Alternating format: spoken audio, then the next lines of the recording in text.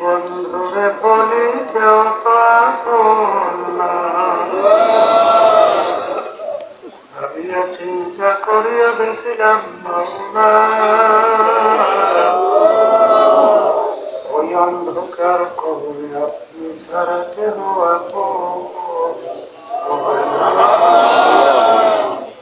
ربنا آتنا في الدنيا حسنة وقنا عذاب رب ارحمهما كما ربياني سبحان ربك رب العزة عما يصفون وسلام على المرسلين والحمد لله رب العالمين ওয়ালাইকুম আসসালাম ডাইন পাশ বাম পাশের শব্দ আর মাছের ভিতরের মাইকের শব্দ একটা করে দাও ডাইন পাশের পিছনের হরেনের শব্দ আর মাছের হাত ধরার শব্দ একটা করে দাও আলহামদুলিল্লাহ الحمد لله نحمده ونستعينه ونستغفره ونؤمن به ونتوكل عليه ونعوذ بالله من شرور أنفسنا من يهده الله فلا مضل له ومن يضلله فلا هادي له ونشهد أن لا إله إلا الله وحده لا شريك له ونشهد أن محمدا عبده ورسوله أما بعد فأعوذ بالله من الشيطان الرجيم بسم الله الرحمن الرحيم يا أيها الذين آمنوا صلوا عليه وسلموا تسليما اللهم صل على سيدنا محمد رسول الله صلى الله عليه وسلم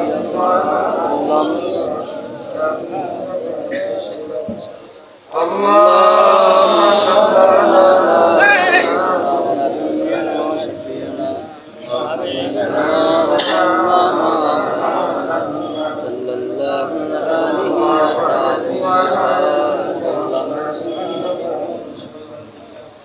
اللهم صل على سيدنا ونبينا وشفيعنا وحبيبنا ومولانا صلى الله عليه وسلم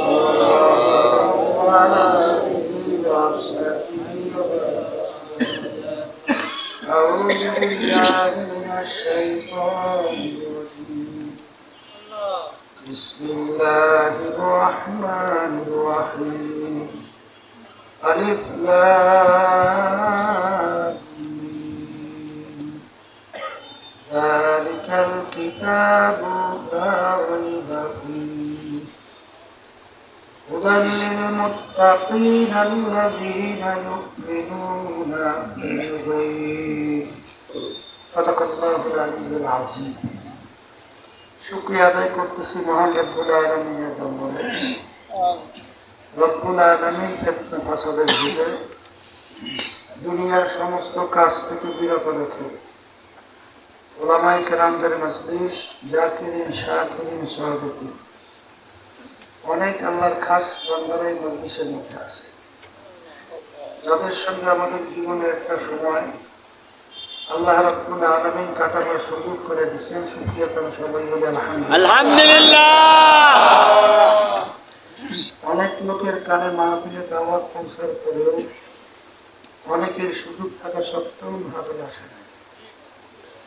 আবার তালাশ করলে দেখবেন বহু দূর থেকে কষ্ট স্বীকার করে আমার অনেক ভাইরা এই মাহফিলে পাগলের মতো শুনতে চলে আসছে।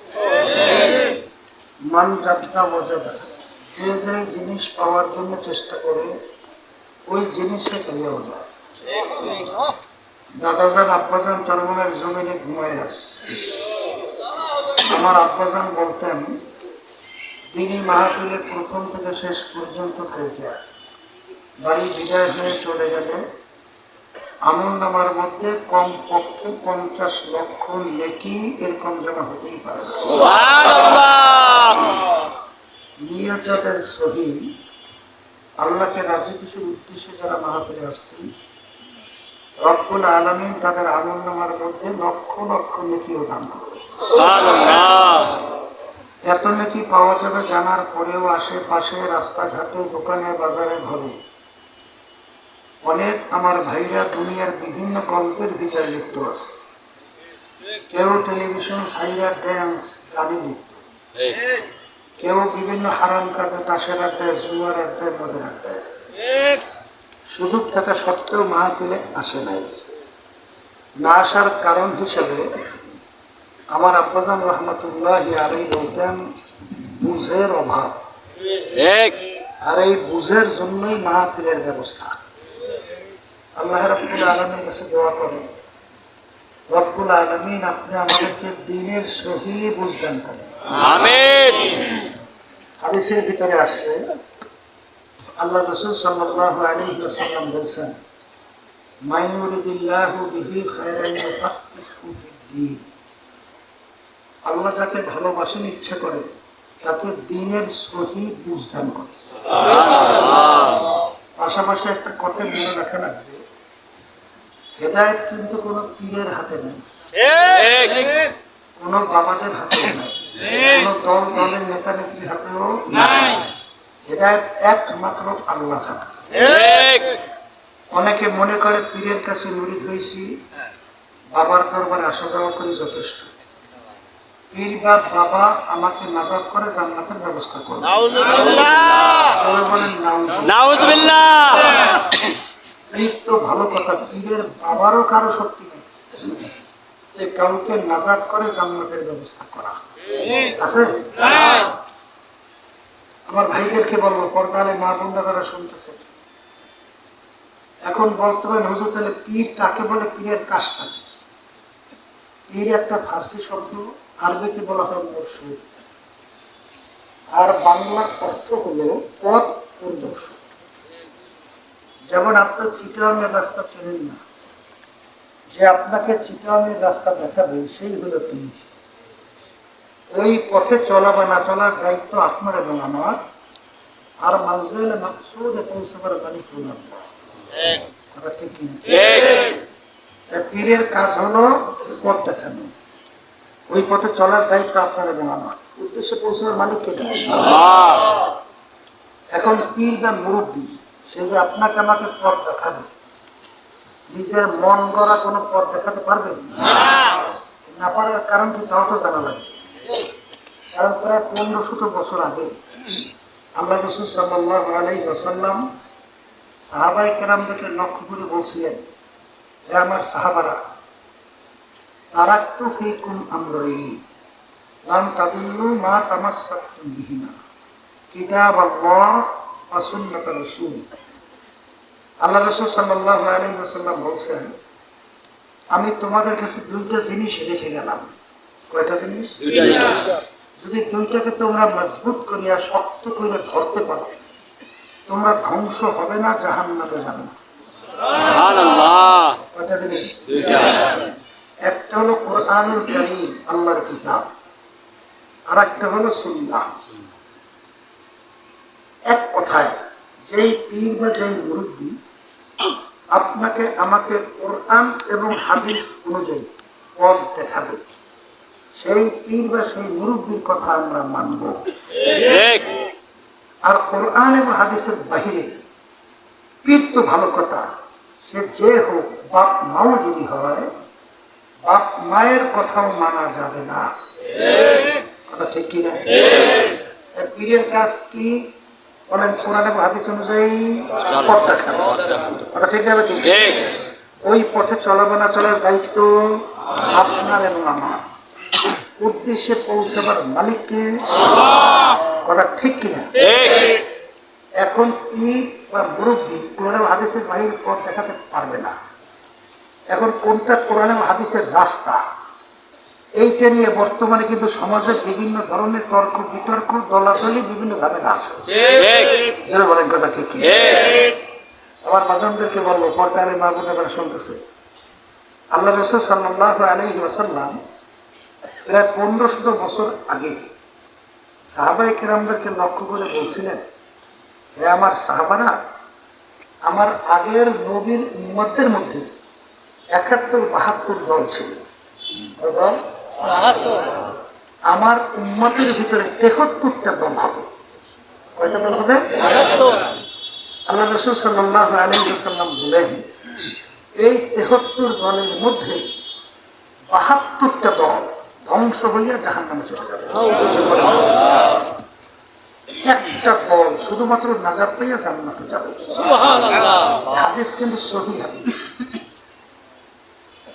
এই তিরমিজি শরীফের হাদিস, মিশকাত শরীফের হাদিস। আল্লাহ রাসূল সাল্লাল্লাহু আলাইহি ওয়াসাল্লাম বলেছেন, আমার উম্মতের দল হবে কয়টা? বলেন 73।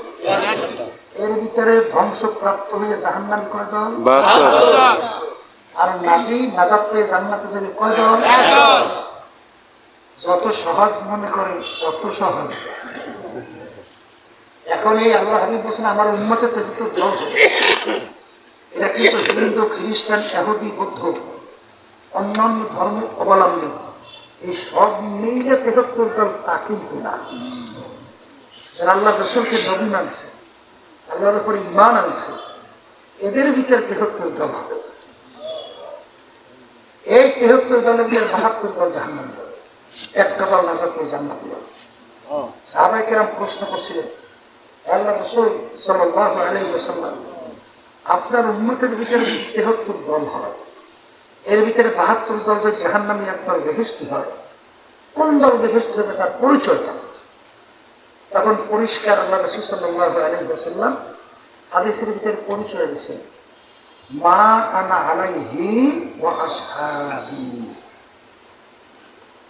মুখস্থ রাখেন, আল্লাহ রাসূল বলতেছেন, আমি এবং আমার সাহাবারা। বলেন, আমি এবং আমার সাহাবারা যেই পথ, যেই মত, যেই নীতি আদর্শ, যেই সূরা সিরাত, যেই আকীদার মধ্যে আছে, কিয়ামত পর্যন্ত যারাই এই নিয়মে থাকবে তারাই নাজাত পেয়ে জান্নাত যাবে।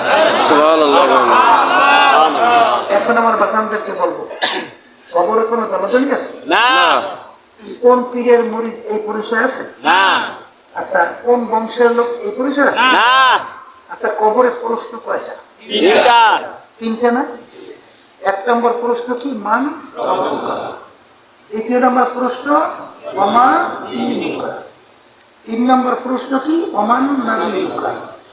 এই 3 প্রশ্নের মধ্যে কোথায় কি পাইছে? তুমি সরমনের লোক কিনা? না। আস্তে কর। না। তুমি জামাতের লোক কিনা? না। সারসিনা, না জৈনপুর, না রাজারবাগ, না দেওয়ানবাগ, না চন্দ্রপাড়া, না সুরেশ্বর, না মাইজবান্ডা, না তাহলে বিএনপির লোক। না আচ্ছা তাহলে আওয়ামী লীগের না কোন পরিচয় খবর চলবে না? না আওয়ামী লীগের পরিচয়ের জন্য খবর কিছু বোঝাপড়া হবে না? না সেখানেও মনে হয় না। আচ্ছা তাহলে কবরের প্রশ্ন কিন্তু তিনটা। তোমার রবকে কোন ধর্মের নিয়ম অনুযায়ী চলি আমার কাছে আইছো? আল্লাহ রসুলকে দেখাবেন মান হাযা রাজুল, বলো ব্যক্তি কি? এই তিন প্রশ্নের ভিতরে কোথায় সর্বনাই ছাড়ছি না কিছু নাই। যেরকম আছে না তাইলে ৭৩ দল হবে, ৭২ দল জাহান্নামী, একদল বেরিয়েছে দলের পিছনে পড়িয়া জাহান্নামের আগুনে জ্বলতেছে কোনো জ্ঞানী না চাই। না এখন বলতে পারছি হুজুর তাইলে এখন কোন দলটা সাহাবায়ে কেরামের আদর্শে আছে, আমি সেই দলের সঙ্গে তো আমার জড়াই থাকা লাগবে। এরকম একটা কথা ঠিক না বেঠিক? এই সাহাবী কাকে বলে? যারা ঈমান সহকারে সহচর্যে আল্লাহ রাসূল সাল্লাল্লাহু আলাইহি ওয়াসাল্লামকে দেখছে এবং ঈমান সহকারে দুনিয়া থেকে বিদায় নিয়ে কবরে গেছে, এদেরকে বলে কি সাহাবী। এই সাহাবায়ে কেরামের সংখ্যা প্রায় ১.৫ থেকে ১.৫ লক্ষের কাছাকাছি। কথা বুঝেন? ১.৫ লক্ষ থেকে ১.৫ লক্ষের কাছাকাছি।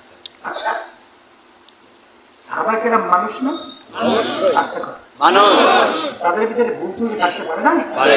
আচ্ছা পারে তো। হ্যাঁ এখন আমার বাজান দেখেন এক শ্রেণী কিন্তু বর্তমানে বের হয়েছে, সাহাবায়ে কেরামদের সমালোচনা করে। নাউজুবিল্লাহ। বিসমিল্লাহ আমি আমার বাজানদেরকে বলি, সংক্ষেপে বলি, যারা বিএনপি করে, বিএনপির কোন নেতা যদি অন্যায় করে, বিএনপির লোকদের দায়িত্ব কি? ওইটা মাইক নিয়ে প্রচার করা, না না আস্তে করা, না যে ভাই আপনারা কে কোথায় আছেন শোনে, আমার নেতা কি অপরাধ করছে একটু শুনিয়ে যান, এটার দায়িত্ব না? বিএনপি যারা করে তাদের দলীয় নেতারা কোনো অন্যায় করলে তখন দলীয় লোকদের দায়িত্ব কি? এটা ঢাইকে রাখে, আসতে করে ঢাইকে রাখে না? তা প্রকাশ করে। আওয়ামী লীগের নেতারা অন্যায় করলে ঢাইকে রাখে না প্রকাশ করে? আচ্ছা সাহাবায়ে কেরাম আমাদের মুরব্বী না? আসতে পারে মুরব্বী না? ধৈর্য নেন, নাউজুবিল্লাহ, তারা ভুল করছে, কথা ঠিক না ঠিক? আমাদের মুসলমানদের দায়িত্ব কি? সেটা প্রকাশ করা, ঢাইকে রাখা। আচ্ছা এরপরে ধরে নেন আল্লাহ রাসূল সাল্লাল্লাহু আলাইহি ওয়াসাল্লাম বলেন কুল্লুকুম খাত্তাউন, তোমরা সবাই গুনাহগার। গুনাহগার ছাড়া কেউ আছে? যদি বলে যে আমি গুনাহ করি নাই, মৃত্যু। ঠিক আসতে পারে সবাই গুনাহগার না? আচ্ছা নবীরা ছাড়া কেউ মাসুম আছে? নাই। তাই ধরে না সাহাবায়ে কেরামদের থেকে ভুল প্রকাশ পাইতে পারে না? তাহলে আল্লাহ রাব্বুল আলামিন যদি মাফ করিয়ে দেয়, তোমার আমার সমস্যা কি? নাই সমস্যা আছে? আচ্ছা সমস্যা নেই। আল্লাহ রাব্বুল আলামিন সাহাবায়ে কেরামদেরকে মাফ করিয়া আল্লাহ ঘোষণা দিয়েছে, সুবহানাল্লাহ কোন না? সুবহানাল্লাহ আল্লাহ রাব্বুল আলামিন কি বলেছেন? রাদিয়াল্লাহু আনহুম ওয়া রাদু আন। আল্লাহ রাব্বুল আলামিন বলেছেন সাহাবায়ে কেরামরা এই আমার উপর রাজি খুশি হয়ে গেছে এবং আমিও তাদের উপরে রাজি খুশি হয়ে গেছি। এর অর্থ কি? আল্লাহ মাফ করে দিয়েছে, কথা কয় না? আচ্ছা আল্লাহ মাফ করার পরেও যারা অনেক মুসলমান এবং ইসলাম নাম দিয়া যারা তাদের সমালোচনা করে, এরা আসলে কি মুসলমান না অন্য করে এজেন্ডা বাস্তবায়ন করে? একটু আসতে কয় না, একটু আসতে। এটা কিন্তু বুঝতে হবে না, এত সহজ না, ব্যাপারটা কিন্তু অত সহজ না। বিশেষ করে দুই সাহাবার সমালোচনা বেশি করে, একজন হলো আমিরে মুআবিয়া রাদিয়াল্লাহু তাআলা আনহু, আর একজন হলো ওসমান গনি রাদিয়াল্লাহু তাআলা আনহু। আমিরে মুআবিয়া রাদিয়াল্লাহু তাআলা কে? যা আল্লাহ রাব্বুল আলামিন আল্লাহ রাসূলের উপরে ওহী পাঠাইছে না? ওহী পাঠাইছে না? ওহী যারা লিখতেন তার ভিতরে একজন হলেন আমিরে মুআবিয়া রাদিয়াল্লাহু তাআলা আনহু, কাতেবে ওহী। কথা ঠিক না? ঠিক।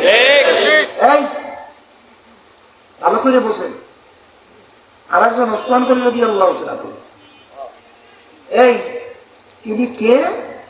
কুরআনুল কারীম বিক্ষিপ্ত অবস্থায় ছিল, আর ওসমান গনি রাদিয়াল্লাহু তাআলা কুরআনুল কারীমকে একত্রিত করে জমা করছেন। সুবহানাল্লাহ। বলা ঠিক না ঠিক? তাইলে মুআবিয়া রাদিয়াল্লাহু তাআলা কাতিব ওহী আসছে লিখছে, কুরআনুল কারীমে ঘুরায় না, ঘুরায় তো। আর ওসমান গনি রাদিয়াল্লাহু তাআলাকে জমা করছে, সেও ঘুরায় না। এই দুই সাহাবার ব্যাপারে যে সমালোচনা করা যায়, লোকগুলো খারাপ ছিল, এক পর্যায়ে বলা শুরু করে দুষ্ট লোকের দুষ্টমি, তাহলে তাদের মাধ্যমে কোরআন আমাদের মাঝে আসছে। তাই লোক দুটি যেহেতু ভালো ছিল না, তাহলে কোরআন কারিমে নিজেদের কিছু মত ঢুকে গেছে। কথা বলছেন কিছুটা বুঝেন। এই ওসমান গনি রাদিয়াল্লাহু তাআলা কে? ভালো করে বোঝা লাগবে। আল্লাহ রাসূল সাল্লাল্লাহু আলাইহি ওয়াসাল্লাম তার এক মেয়েকে বিবাহ দেওয়ার পরে, তিনি ইন্তেকাল করার পরে আরেকজন মেয়েকে তার কাছে বিবাহ দিচ্ছে। এই জন্য তাকে বলা হয় দুই নূরের অধিকারী। আর আল্লাহ রাব্বুল আলামিন, এই আল্লাহ রাসূল সাল্লাল্লাহু আলাইহি ওয়াসাল্লাম বলছেন, বেহেশতের মধ্যে প্রত্যেকের একজন দোস্ত থাকবে, সঙ্গী থাকবে। আর রফিকি ফিল জান্নাতি ওসমান, বেহেশতের ভিতরে আমার সঙ্গী হবে, আমার দোস্ত হবে ওসমান গনি রাদিয়াল্লাহু তাআলা। কি বুঝলেন? আল্লাহ রাসূল সাল্লাল্লাহু আলাইহি ওয়াসাল্লাম এই খারাপ লোকটা দোস্ত বানাইছে, আর তার দুই মেয়ে বিবাহ দিছে। আসতে পারে না, কোন জায়গায় হাত দেশে বসতে হবে। এবার বেরিয়ে নেন। এই বাপ ঘুমাইয়ে রয়েছে, ঘুমের ঘরে মানুষ অচেতন না সচেতন? কাপড় চোপড় একটু উপরে উঠে যাইতে পারে না? ছেলে জানিয়ে দেখে বাপ ঘুমাইয়ে রয়েছে, আর লোক নিয়ে উপরে উঠে রয়েছে। এমন ছেলে বাইরে নাই না, ঘোষণা করতে আছে, আপনারা কে কোথায় আছেন, জলদি একটু আসেন, দেখা যান আমার আব্বা কেমনে ল্যান্ড হইয়া ঘুমায়।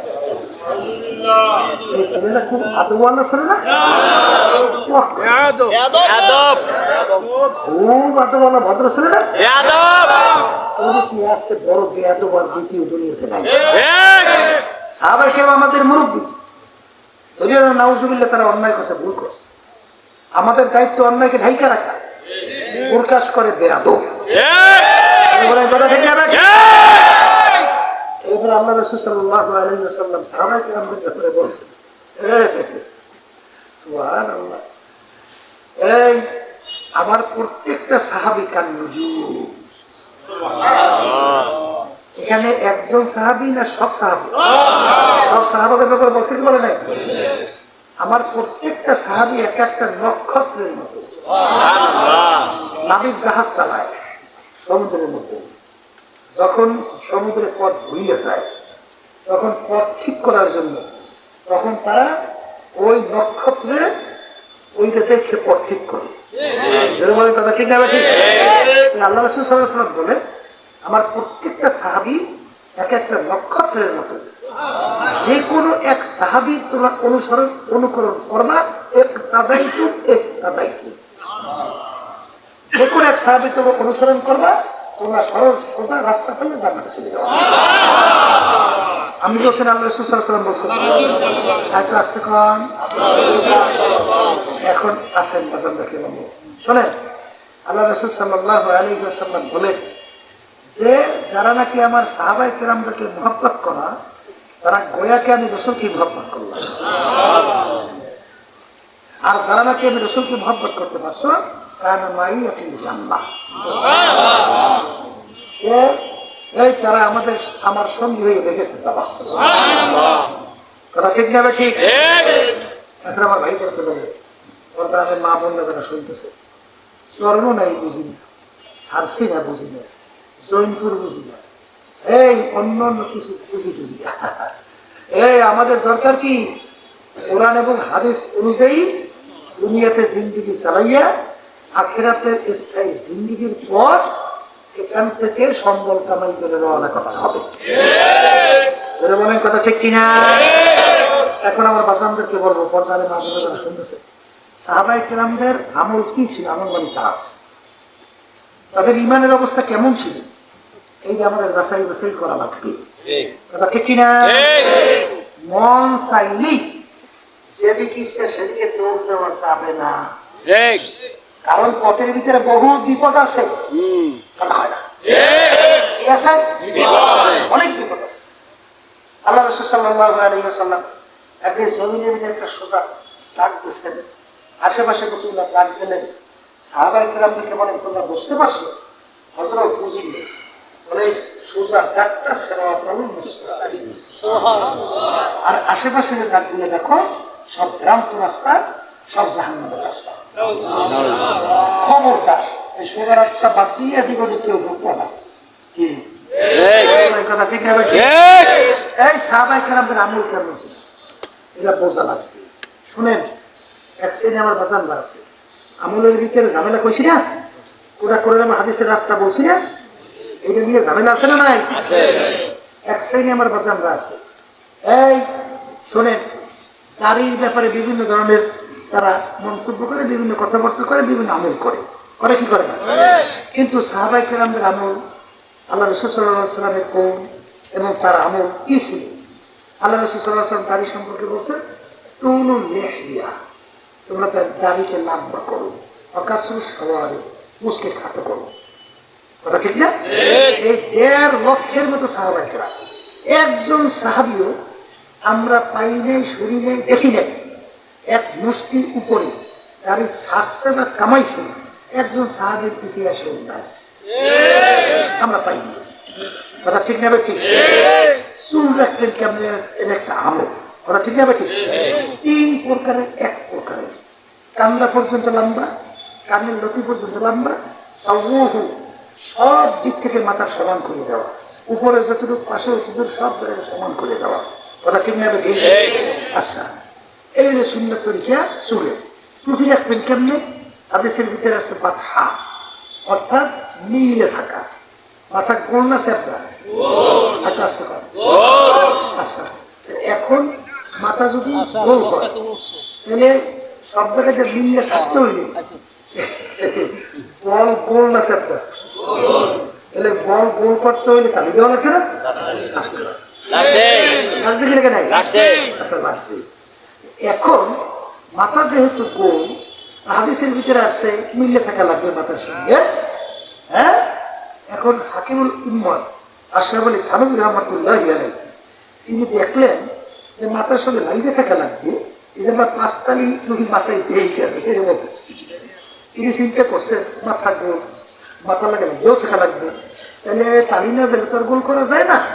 কারণ তালি যখন দেবই তাহলে ইসলামের বেনা কয়টা? ৫টা। তাহলে ৫টাই তালি দেব। বেনাও ঠিক থাকলো, মনেও থাকলো, আর মাথার সঙ্গে লাইনে সুন্নাত আদায় করবে। আবার এই কথা বললে বুঝছেন না যে অন্য অন্য টুপিতে মনে সুন্নাত আদায় হবে না। না, শোনেন, এই যে বিজাতিদের ক্যাপ ক্যাপ ক্যাপ পর্যন্ত ওরা টুপি না, বিজাতিরা দেয় না, হিন্দুরা দেয় না, গান্ধী টুপি কয়, অমুক টুপি কয় না, এই গান্ধী ক্যাপ। বিজাতিদের ওই ধরনের ক্যাপ না হইলে সব টুপি দিয়ে সুন্নাত আদায় হবে। কথা ঠিক নেবে? ঠিক। এখন এই জামা গায়ে দেবেন কোন পর্যন্ত? নিসফু সাক। হাদিসের ভিতরে আছে কোন পর্যন্ত? নিসফু সাক। নিসফু সাক কাকে বলে? এই হাঁটু এবং পায়ের গিরা এর মাঝ বরাবর লম্বা সাক বলা হয়। মেটা মোটায় হাঁটি থাকে, এটা অর্ধেক পরিমাণ লম্বা করা লাগবে। বলতে হুজুর আপনারা গোল করেন কেন, কানিফারা করেন না কেন? গোজারে সুন্নতের ভিতরে লেখছেন যে লম্বা যতই হোক জামা, আর যদি খাড়া হয় তাহলে সুন্নত আদায় হয় না। কারণ আপনি সুন্নতি জামা পরছেন ফরজকে হেফাজতের জন্য না? কথা হয় না? আচ্ছা, লম্বা জামা যদি আপনি নিশ্চয় শাক পর্যন্ত পরে, এই অনেক সময় পায়জামা নরম টরম হয়ে যেতে পারেন, লুঙ্গি নরম টরম হয়ে যেতে পারেন, শেষ দেওয়ার সময় অনেক সময় তো গান গরমে এই পিছন দিয়ে তো টান লাগতে পারে, তখন তো নরম হইলে সমস্যা পারে কি পারে না? তখন তো খরচ তরফ তো ভালো করা সব শেষ। কিন্তু যদি সুন্নতি জামা আপনার গোল হয় তাহলে আল্লাহর রহমতে লঙ্গি না থাকলেও কোনো সমস্যা নাই, খরচ ঠিক আছে। এরপরে কথা ঠিক আছে, এরপরে ঝামেলা আছে। প্রস্তাব খাটায় গেছে, ময়লা জায়গায় প্রস্তাব করতে বলছে, ওই কানিপাড়া জামা কিন্তু ধরে না বড় করছে, পিছনে কায়দা করে পড়িয়ে যেতেছে, কি যাই কি যাক না। তখন কিন্তু এই ময়লা লাগবেই পারে, এরকম জামা সুবিধে আছে। তবে মুরব্বী এনে কেরাম অনেকে কিন্তু লম্বা কানিপাড়া জামা পরছে, পরছে কি পরে দেখ